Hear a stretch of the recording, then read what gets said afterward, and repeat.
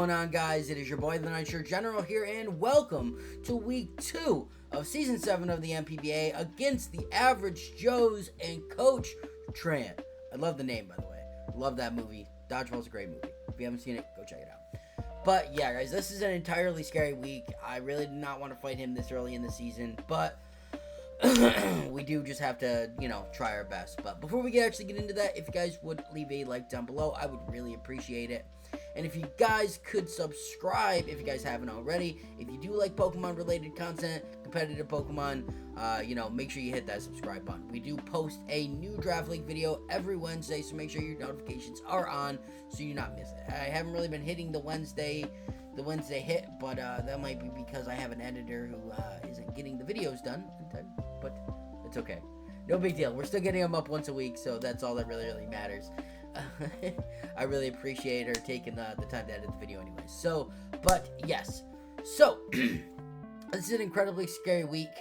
So, you guys got to wish me luck down below in the comments. Leave me a comment if you guys do enjoy the video. And, yeah, as always, let's get right into it. So, before we actually get into his team, I just want to give a really big shout out to Trey in general. This is old news at this point, but he did actually get engaged recently, so a huge congratulations to him. That's so awesome. Great to see him moving forward. So, yeah, I'm really happy for him. So leave him a congratulations down below, because you could probably leave him a congratulations for getting engaged and for beating me, because we're not going to win this week, guys. Like, I'm telling you right now, we're not going to win this week. I really didn't want to fight him this early in the season, but he is an absolutely terrifying team. Probably the scariest one in the entire league. And this is his team right here. He's got an incredibly scary team. He's got the Mega Camera up to sit in Trick Room with Hatterene being able to set it up. And unfortunately, Hatterene can't be taunted, so because of Magic Bounce, so we do have to worry about that. Not to mention, he's got an Ursaluna, Bloodmoon, and a Milotic, plus a Celesteela that all take huge advantage of the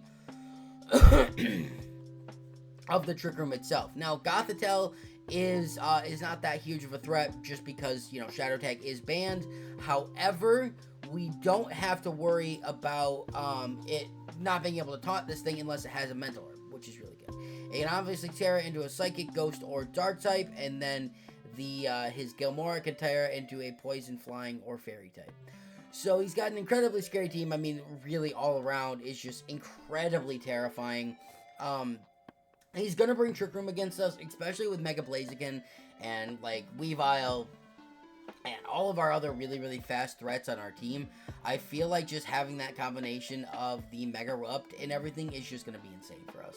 So, he does have a Talonflame, so he does have the ability to set up Tailwind if he does choose to do, which is our best case scenario.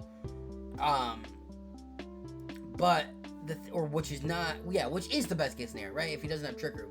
But the thing is that he's definitely bringing Trick Room, and I'm not going to try and over-predict here and have him be like, well, if he doesn't bring Trick Room, maybe he won't bring Trick Room because I'll expect him to go for Trick Room, so he'll try and counter my expectation. I'm not going to try and do that, right? A lot of times in draft, I tend to overthink things, and we're not going to win this battle anyways, so at the end of the day, I'm just going to go for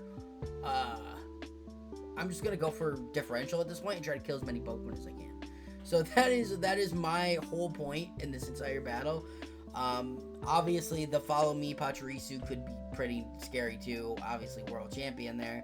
But yeah, he's got a lot of really scary Pokemon. But because of that, what we're doing is we're actually utilizing an old strategy that I used a couple seasons ago against It's Me Dome and his Ursaluna team back in the day. Because I didn't want to risk a Mental Herb, and I don't want to have to taunt into. And I can't taunt into Hatterene, I should say. We are going to try and reverse Trick Room, which is why our first Pokemon up on our team is Blobby the Duosian, right? So, Blobby is actually going to be really good for us. We're actually running Trick Room specifically because what I'm hoping to do is be able to set up Trick Room the same turn either Hatterene or Gothitelle goes for Trick Room. That way, when they set it up, we can reverse it and get a really strong hit off. So, it's incredibly. I feel like this team is not going to look great on paper, but because we don't have a lot of really ton heavy hitters, but this Pokemon is going to be really good. I feel like it's going to just help us out quite a bit. Light Screen is there because if we can get Epi Light Screen, it's going to help immensely against mons like the Bloodmoon or Ursaluna who wants to go for those really, really intense Bloodmoons, or Pokemon like a special Celesteela if he goes for that, or Hatterene, Gothitelle, Milotic. I mean, he could go for a competitive Flame Orb set on Milotic, but I highly doubt he does that. I don't actually think he brings this. The only saving grace here is that his team is incredibly weak to water, right? With Mega Mence, Bloodmoon, and Talonflame, not to mention an unterra'd Gilmora, his only resistances to water is a water Milotic and a grass Thwackey. And having our tier 2 being an insanely good water type, I mean... But Hidden Power, we have, you can't see it, but we do have Hidden Power Water. That's specifically for the Mega Camera Up. I mean, obviously it hits other members of his team as well, but that's specifically when Mega Camera Up comes out, we can reverse Trick Room, or even if we want to stay in Trick Room for that one turn and click and click a Hidden Power Water, that's gonna, with our special attack stat, will almost one-shot it, depending on his set.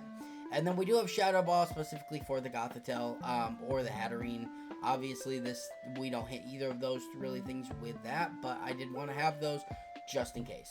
So, but because of his entire water weakness, we'd be stupid if we didn't end up bringing Siren, right? Siren's actually really good. We have the Waterium Z this week just because I feel like that's just really good against his team. And we're just running we're running a modest nature on this thing. So, I also didn't mention this, but we are running max special defense with the Eviolite on Duosion. So because of that, and the max HP, we are taking like 2 to 3 to even possibly 4, depending on if he's not super offensive with Ursaluna, but he will be. So we can take 3 Blood Moons, which is incredibly good for this Pokemon, right? And because of this, I'm actually running max HP Siren, and we're running max special attack, right? This thing obviously is not going to outspeed anything in Trick Room, but it is going to outspeed a couple things outside of Trick Room, right? We do have Muddy Water because that's going to help out quite a bit for, you know, being able to hit Pokemon on both sides. And then we have Hydro Pump if we just need to hit something very, very hard, especially with the Waterium Z. It's going to be much better if we hit it with a Waterium Z Hydro Pump instead of the Muddy Water, because it's going to be doing more damage, right, against so much of his team, but that's just really good. Moonblast specifically is only there for the Annihilate. That thing's going to be able to hit him super, super hard. It doesn't really hit anything else for super effective, and this thing is pretty much hard-walled by Celesteela, so we do have to worry about that. Power Herb Meteor Beam sets are incredibly scary with Celesteela. So, and then we do have Protect if we do want to scout for stuff like that. So, and then the next Pokemon we have up on this list is another Pokemon we're taking off the bench this week, and it's a Pokemon that I'm really excited about, specifically because it's really good against the Bloodmoon, and that is, we have Snapple, the Hydrapple, right? I'm really excited to bring this thing. We do have leftovers on it this week, and we are running Modest Nature with Regenerators. So this thing, obviously, we have 2 Regenerator Mons.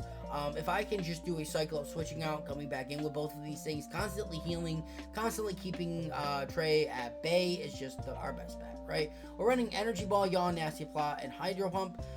Energy Ball obviously is just really good for the Bloodmoon, as well as the Milotic. And then we are running Yawn because that actually helps out quite a bit to force something out or let it go to sleep, right? If he lets a Pokemon go to sleep, he lets it go to sleep, but that obviously is a really good thing to try and force a switch so that we switch out, hit something else really, really hard. We're running Terra Steel on this thing this week. This is not our dedicated Terra member this week, but we are running it just in case we are put in a situation against the Hatterene and we need to, you know, get a KO or something like that. Obviously, Terra Steel is better. We don't have Terra Grass. We have Terra Dragon or Terra Fairy, and I don't really feel like Terra Fairy was that good. I mean, I guess I could have went Terra Fairy for the Annihilate, but that thing is just really, really scary in general, so I don't really have too much. So Hydro Pump obviously hits so much, and then Nasty Plot is good if we are put in a position where he needs to switch, and we can just try and get off a really good Nasty Plot would be pretty good for us. But next one up is our dedicated Terra Captain this week, and we are running Totem the Gold Lurk, right? This thing is just really, really good in general. With no guard this week, with Choice Band, again, no guard's going to be really good because it's going to allow us not to worry about hitting anything or missing Poltergeists. I didn't really care about running Iron Fist this week. I know we do have Drain Punch, but that's really just in case we need to get some health back. But we're most likely going to be clicking Terra Blast or Poltergeist. We do have Trick too. Being able to trick something like the maybe the Bloodmoon, making it so it can't, if it goes for Bloodmoon, it would have to switch out the next turn, as well as going for it with tricking something like the Hatterene, or tricking something like a, I don't really want to trick against the Gilmora, but being able to do that so it can't set up could be decent. Maybe Pachirisu, stuff like that. It's just really, really good in general. We are Terra Water because I want to come in on something like the Bloodmoon, who is trying to go for that Bloodmoon against Totem, or something like his Milotic, or something that's trying to hit us, and I just want to be able to click that water move, right? And I just want to be able to click Terra Blast Water. I want to be able to do so much damage with this set. We are just doing an immense amount of damage this week with Totem. So I'm really, really happy with how he's performed so far. So hopefully he'll be able to come in and help us out this week. Then we are bringing Weavile. Obviously, we have to bring one Pokemon with Taunt, because I don't want to just not bring Taunt and totally rely on that. But Taunt would be good for, we are running Pressure Life Orb with Inanimate Nature, max speed, max attack. Taunt is there because obviously it's good for Pachirisu. It's really good for Gilmora, Hatterene, or not Hatterene, Gothitelle, not Hatterene. Obviously can't Taunt Hatterene. But then we have Knockoff, Triple Axle, and Ice Shard, right? Knockoff will be really good against stuff like the Annihilate because we are faster. Being able to knock off an item on a Pokemon is just really good. And then Triple Axle, being able to hit stuff like the Bloodmoon is really good.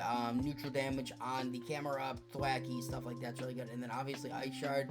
I really feel like after a couple seasons, actually, was it last season when I lost against Mobile? It was 2 seasons ago, because I would have beaten Mobile that season if I had Aqua Jet on our Basket Legion, but unfortunately we had taken it off like last minute.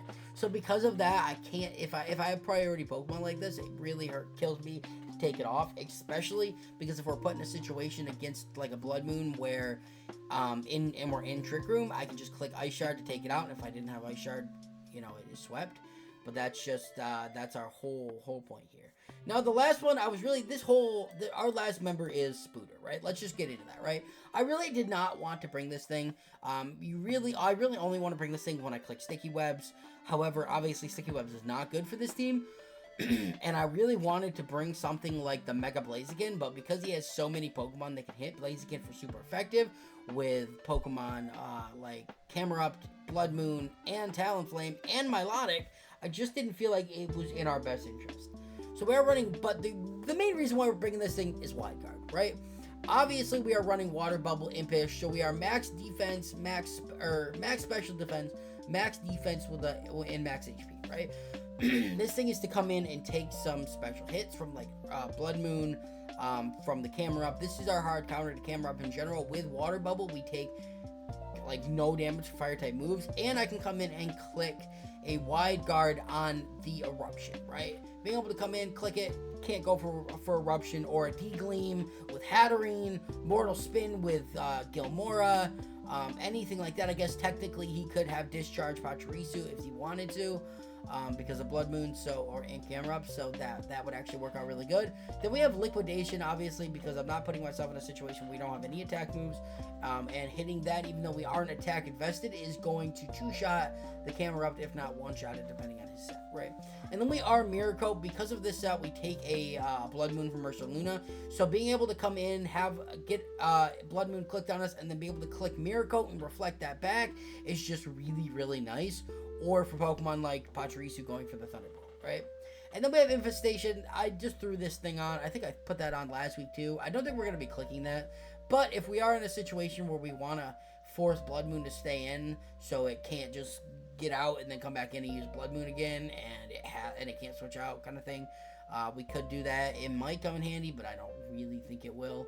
But yeah, so This team doesn't really look like much, but like I said, I'm just trying to capitalize on the water weakness, and because I just want to come in and want to try our best. Obviously, I'm not going to just expect to lose. We're still going to try our best to win, but because of his team is just so insanely terrifying, I don't believe we're going to win this battle. So, but yeah, but I don't really want to waste too much of you guys more time, so I appreciate you guys checking out this far in the video. Have fun in the battle.